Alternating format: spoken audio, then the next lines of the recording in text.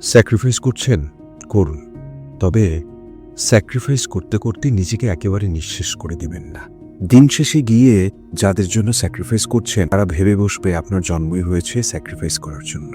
আপনিও যে মানুষ, আপনারও যে মান, অভিমান, খারাপ লাগা, ভালো লাগা থাকতে পারে।